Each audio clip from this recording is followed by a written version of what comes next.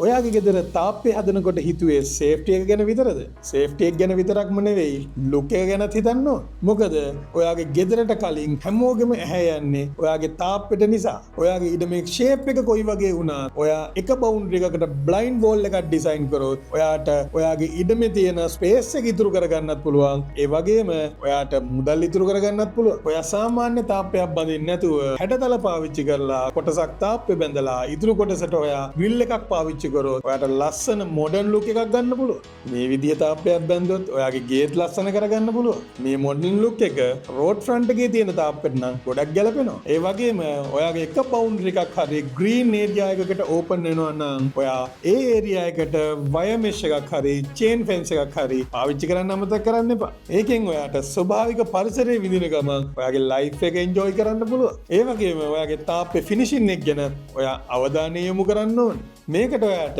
Texture paint එකක් ඒ වගේම natural stone එකක් පාවිච්චි කරන්න පුළුවන්. ඒ වගේම ඔයාගේ තාප්පේ ලස්සනට පේන තැන් ටික බලලා ඒ තැන් වලට ෆ්ලවර් පොට් එකක් ඒ වගේම ෆ්ලවර් බකට් එකක් ඩිසයින් කරගත්තොත් ඔයාගේ තාප්පේ තවත් ලස්සන කරගන්න පුළුවන්. ඔයාගේ තාප්පෙත් එක්කම ඔයාගේ ඩ්‍රේන් සිස්ටම් එක ගැනත් ඔයා අවධානය යොමු කරන්න ඕනි. මේ හැමදේම කරන්න කලින් ඔයා එක්ස්පර්ට් කෙනෙක්ට කියලා මේ දේවල් ලස්සනට ප්ලෑන් කරගන්න ඕනි. මේ හැමදේම පිළිවෙලට කරගන්න ඔයා එක්ස්පර්ට් කෙනෙක් හොයනවා නම් එදිරිසිංහ හෝම්ස් අපිට කතා කරන්න.